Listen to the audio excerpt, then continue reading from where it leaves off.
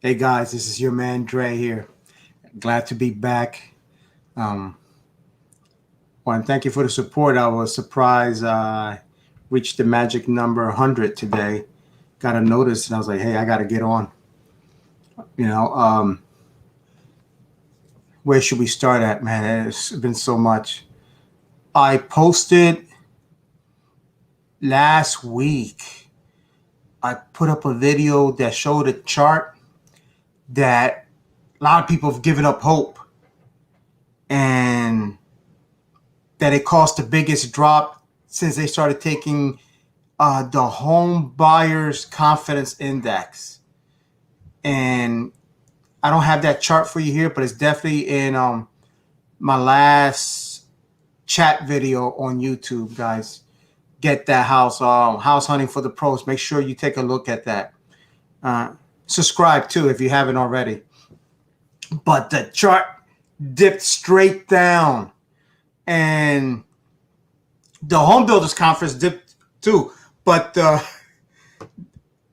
home buyers conference did too.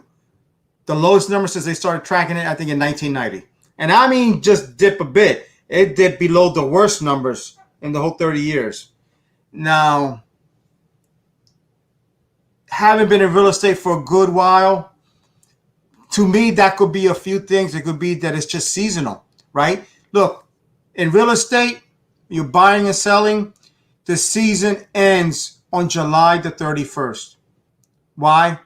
Because people got to be in, got to have their kids in school. So most of the people that are buying homes, right, their families, and they're looking to move in. They got to sell early in the season and move and buy by June, the beginning of June, really, and to try to get in by July 31st to move into their house. And then they got to get ready for school. So when I read the reports, they didn't have much behind except for the raw numbers of conference. But I think it just maybe a lot of people say, okay, I did the best I could, and now we can't move now because of school. That's my interpretation. Of course, other things, it's just people are just tired, right? If you've been hunting for a house, out there searching, and that number keeps getting further and further away from you, up, and you're chasing it, but you get to the point where I can't add another 30, 40, 50, 100, 125,000 to my house price because that's going to reflect on the mortgage, right? You need more money to get in and more money to pay out every month. That's tough. So it's going to be interesting to see how the next month's numbers are, if there's a big uptick or if it just flattens out. But I really can't see how it can go lower because then, the market's going to have to cool off. But that may not mean what you think. If you're thinking the market may cool off so the prices come down, no, because supply and demand, guys. They're not building enough houses. They're not that, housing starts went down. They were down a long time last year. And now it's harder to get employees to build it, more expensive to build it. Materials you see salt sky high, and now they've come down, but not everything is down. Steel prices are up. Okay? Other materials are up. So, when prices come down, they may have to for those that are selling, right? If they're looking to move merchandise. If you're looking for new stuff, and not existing inventory, new construction, yeah, that's not coming down. That's going to be going up because you have a lot of things in effect that won't stop that. There's still crazy demand, and it's not going to be filled. Look, we're kind of in a big depression. Don't want to use that great word, right? And you see prices just keep going up. Stock market's going up every day, right? Commodities are going up, although a lot of them are seesawing up and down. Commodities, those are the things that help build that house. The copper for wiring. Piping is usually not copper anymore, but for wiring and other purposes, right? And concrete's high because of demand. And you look at other materials, you have to fight with other vendors for the materials because everybody's scrambling, right, for materials. And as the supply, as those ships are not on, they're not being loaded fast enough. There's big, God, if you ever take a look at what's going on now with these ports, all those ships anchored out there, and the ports aren't moving any faster, unloading all this stock. So there's a lot of issues: supply and demand, infrastructure, supply chain, term they like to use. Meanwhile, if you're still in the hunt for a house, these are some serious things to consider. If you look at short term versus long term, right? Short term, I got to get into a house now. If that's your thinking, I got to get in for whatever reasons. And some reasons compel you. You have to get into a house now. And you're looking at these. I just had the house across the street from me sell in June. And it was, I just looked up the numbers the other day because it wasn't listed on MLS. They didn't have a sign out there. And of course, they received a lot of bids, but I think it settled at, I don't want to exaggerate, 65,000. And it was already up there. I mean, it eventually sold for 430 something. And this is a neighborhood that I paid in the mid 250s for 3 years ago. Man, that's some crazy escalation. If that's what you're facing out there and you have to buy, I feel for you, but don't give up hope because things are cooling off in certain respects. And, and we have something called the moratorium that they said is going to expire in October. I thought I saw something this Monday about it may get pushed to January because politicians do not want to see people out in the streets crying, especially if it's going to become colder. I don't know how they're going to do it, but I don't think it's going to be pretty. I'm not going to speculate about that now. That's neither here nor there for us to a certain respect. If they end the moratorium, obviously that's going to free up a lot of housing, mostly rentals. But you know what, though? It'll free up some to sell. A smart owner or investor is not going to sell when it's occupied and he can't get the people out because it suppresses the prices too much. So if they lift the moratorium, guys, I'm telling you, you're going to see a lot of supply come out there. And they're going to want to take advantage of the high pricing. Actually, the best thing is if you can find a house right now that's occupied, that they're not paying rent on, that the owners can't evict. I mean, that's a tough, sad case. But if you're listening to this show, right, you're listening to how to buy a house, or how to buy a house in today's climate, or just want some reassuring talk. And I can do that all day long. But this is a little tip that I throw out there. If this right now you go out there, you may find a distressed buyer. Okay. And that's the only tip you're really going to get because I have a ton of these tips on my course, Get That House. Okay. Go to getthathouse.com. As I'm giving it away. The price is so cheap. I'm giving it away and it's not going to stay like that. I mean, at the end of this month, that's going straight up. But anyway, right now it's the time, man. You should be trying to solicit some of these distressed sellers. Distressed sellers, because they extend this moratorium to next year. That means they're not making rent. That means they got to pay, they got to pay property taxes, expenses, upkeep, mortgages, as most of them have mortgages on them. You may find a really strong deal when there are no other deals right now to be had. Basically, you know that. You've been out there looking and losing confidence. A lot of confidence, a lot of you guys. But I've bought houses in good and bad, markets. And I mean, to me, it's like, yeah, you got to work more. Of course, if you have cash, that's great. You don't have to work more. You're just going to pay more. And for a lot of you guys, you got it. And that's okay. And for those that are thinking, hey, I don't have it, but there's going to be a drop soon. I don't know about that. You know what I mean? We're in this type of economic climate. As you see the stock market go up, nothing keeps it down. A couple days, tiny little correction. What, 3%, 2%? and now you see it go up, up, up, up. That's telling you something about a bigger economic picture. Okay. Equities are strong. All right. Real estate is an equity. Although, obviously if you have bad tenants are not paying, that, will impact your price, but it's still, values are still going up. Maybe they're holding steady for those distressed owners, but overall, the money's got to go somewhere.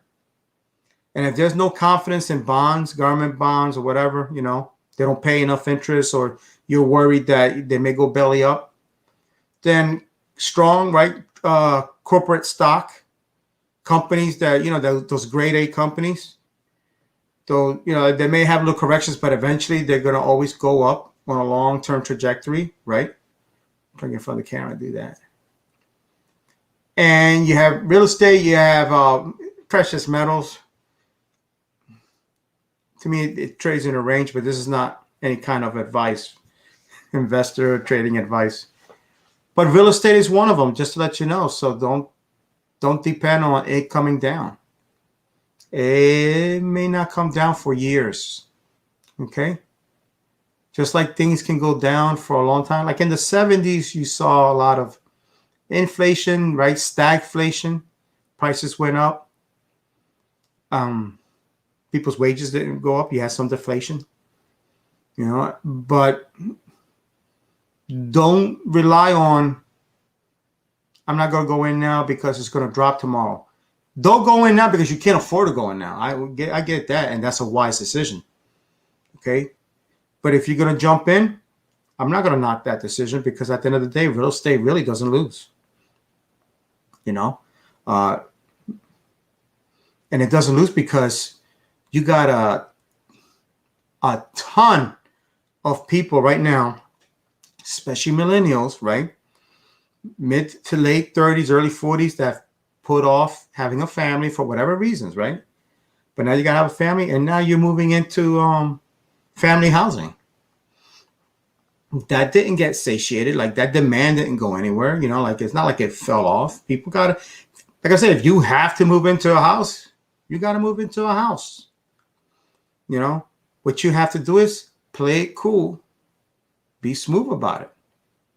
Because, in fact, I got this one. 2005.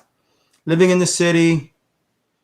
I actually enjoyed where I live at. It was a 3-story house, right? And we were in a gentrifying neighborhood right next to the river across from Philly, close to the university. We had a really diverse neighborhood. But for whatever reasons, we had to leave. We had to move. Sometimes it's school, sometimes other factors. School's for the kids. Now, we weren't really planning on leaving. But now I had to get a house as soon as I could.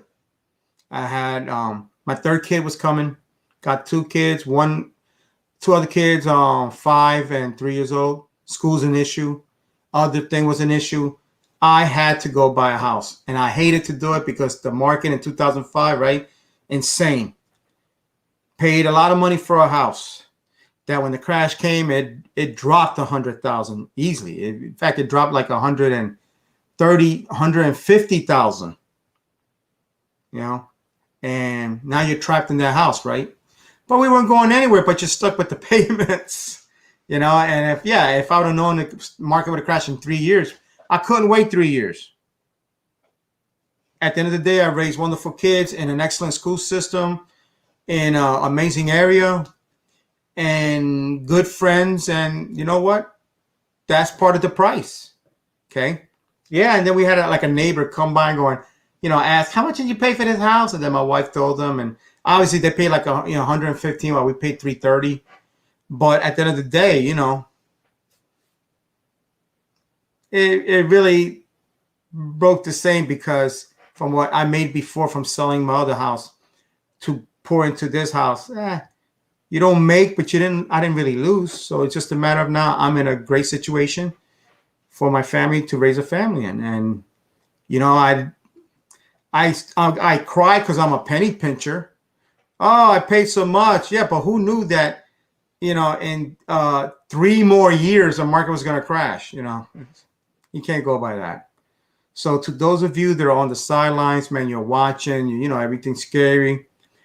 Just make sure that that the overall benefits, right, of where you're moving into, the space, proximity to your jobs, the schools, the neighborhood, the people. So even if the market takes a good dip, you got to live somewhere, man. And plus, really, at these interest rates, I mean, I remember I paid for my place like 5.5%. And we thought that was great back in 2005, right? Oh, that's great. 2 or 5.25%. I forgot, and it was great. As we know, after that, it dropped, interest rates eventually started to drop big. So even then, you can always refinance for a lower rate. Guys, I don't see it getting any cheaper than now. And if it did, I mean, I don't know how much, maybe it might have to for it to offset these high prices, but these are excellent interest rates. So even so, if you feel that you have to jump in, man, just make sure you're okay with it and jump in. Make sure all those factors I talked about in the long run are going to do you well. That's it. All right? Don't cry over spilled milk or whatever, or lost riches or whatever. Riches come in other forms. So if all those other factors kick in for you, but quality of life, quality for your family, you did good. You did good, okay? And for those of you that can't jump in because you're too scared, then you're doing good too. And for those of you that just can't afford it, then you better find another way, right? Quit. I don't know. I mean, I do know quitting is not in my nature, so I can't really. If I quit on something, you might see it as quitting, and I might see it as pivoting. I'm going a different direction. I learned this is not the way, you know what I mean? I don't think I ever really quit on anything. I just decided it just wasn't for me. I wasn't doing it right, or it's just not the right opportunity. So with that said, if you feel that you're quitting and you're okay with the reason, quit. But if you think you just have to step back a bit, learn a little more about the game of buying a house, because it is a game. There's a lot of rules that if you don't know, you go to later on, if you discover, you're going to wish you did. And I've been there, done that, been on so many sides of the coin, man. You think it's two sides, but it's not the coins in my life. They're like Dungeons and Dragons dice, those Polygamo 8, 10, whatever size dice, 12 sides.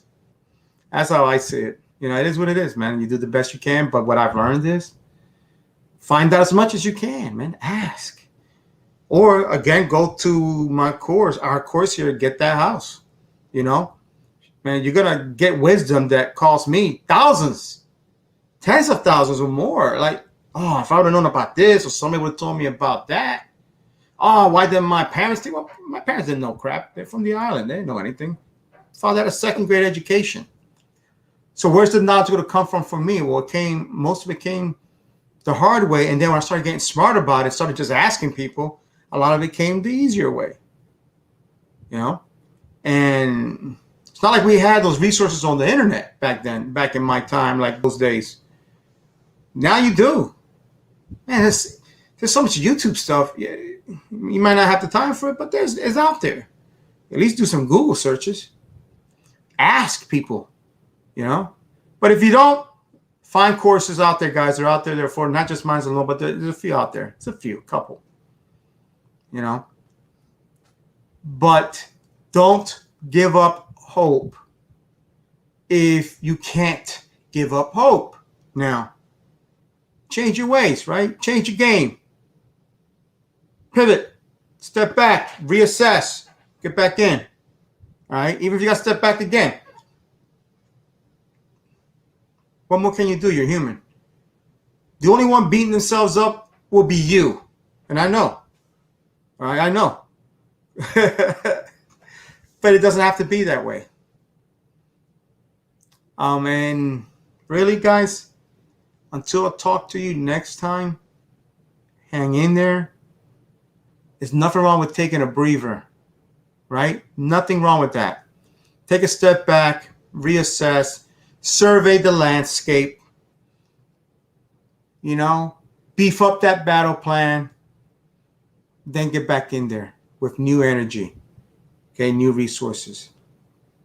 Guys, I'm going to try to make this weekly. Look forward to speaking to you, maybe even chatting with you next time. And hang in there and be ready to jump in because your opportunity is coming. I see it. You got to believe it, but I see it. Okay? All right, guys. Till next time.